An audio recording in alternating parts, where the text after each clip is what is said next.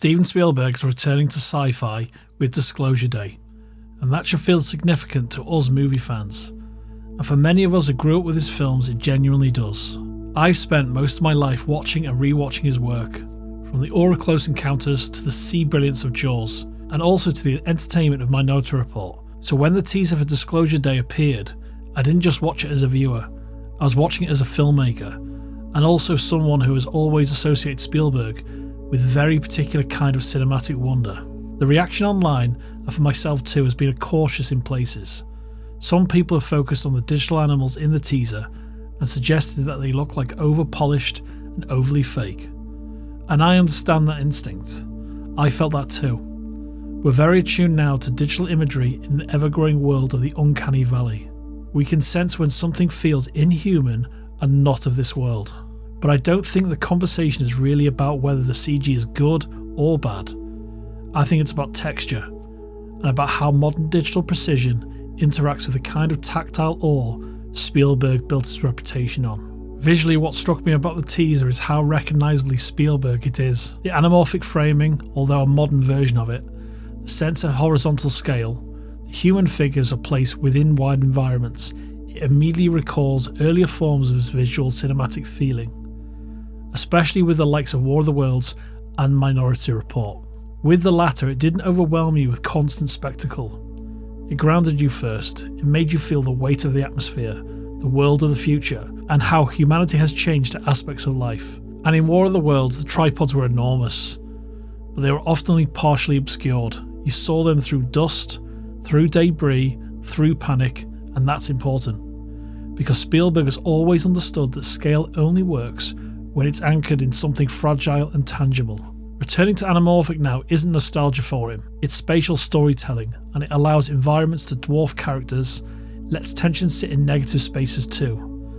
And that tells me that this isn't a filmmaker chasing trends, it's someone returning to his own grammar. So why does the digital imagery and film elements feel slightly off to some viewers? I think it's because we subconsciously search for friction in image. Our brains are wired to question what is reality and what is human. Modern visual effects are extraordinarily advanced. Creatures can be rendered with perfect muscle simulation, immaculate fur dynamics, and seamless compositing. Technically, we are in an era of astonishing capability, but capability isn't the same thing as texture. When you look at the wolves in The Thing, for instance, they feel dangerous not just because of what they represent, but because the environment pushes back against them and you know they are really there in the frame. A huge part of fear and tension for the audience in the film is the reality that the wolves bring and what they symbolise. The same is true in a different register of the dogs in Dogman, directed by Luc Besson. They exist in shared light with the actors, ever present and hold weight and value to the subconscious mind, and we never question that they are really there. Without that reality, the film wouldn't have worked, and if you haven't seen it, I highly recommend it. And now with digital animals, when rendered cleanly, often lack that resistance of reality. Their movement can feel mathematically smooth, as their interaction with the world can feel pre-calculated. And audiences are incredibly good at sensing that. It's not that we consciously think the first simulation is wrong, it's that something in the image doesn't push back. Texture is often about imperfection, about subtle unpredictability, and imperfection is where belief lives. But here's where it gets interesting. Spielberg has always been a director who understands how to disguise spectacle inside atmosphere. Even in War of the Worlds, the digital tripods rarely appeared in pristine clarity. They were framed through rain, smoke and chaos, and they were introduced gradually. They were contextualized emotionally, and if the teaser for Disclosure Day shows creatures more cleanly, that may be a function of marketing. Trailers often foreground clarity. They want you to see the asset, but the films aren't the trailers. And texture is often something you feel in motion, not in freeze-frame scrutiny. And this is where John Williams' return becomes more of a headline. When Williams scores a Spielberg film, he doesn't just underline spectacle, he shapes emotional perspective. Think about how Close Encounters builds anticipation through sound before you fully comprehend what you're seeing. Think about the way E.T. lifts into transcendence, not because of the puppet himself, but because the music reframes it as something tender and miraculous. Music can soften digital edges, it can shift the emotional register of an image, and it can also turn something technically impressive into something spiritually resonant. The fact that Williams has come out of retirement to collaborate with Spielberg again suggests this isn't just a technical exercise, it suggests intention and the need for emotional resonance, and that matters a great deal indeed. Because spectacle without emotional framing can feel hollow, but spectacle guided by music, by pacing, by performance can still create awe, even in a fully digital environment.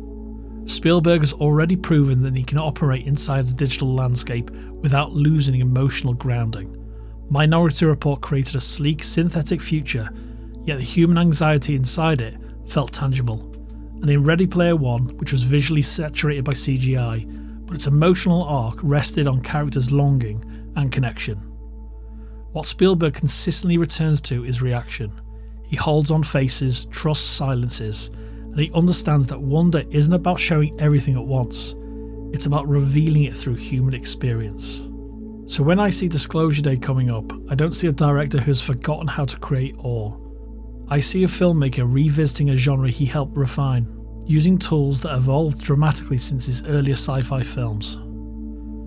The question isn't whether he can handle digital creatures, it's whether he can once again orchestrate scale, music, performance, and frame it into something that feels larger than its technical components. And if history is any guide, he certainly can. It's easy now to pause a trailer, zoom in, and decide something looks fake.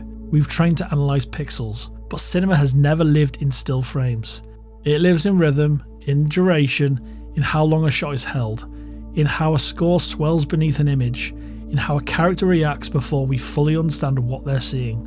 Spielberg's science fiction has always been less about the creature itself and more about the human response to it. And if Disclosure Day remembers that, if it allows space for reaction, music and atmosphere, the digital becomes secondary. What matters is whether the wonder survives. And if there is one director who's spent a lifetime understanding how to frame wonder, it's Steven Spielberg.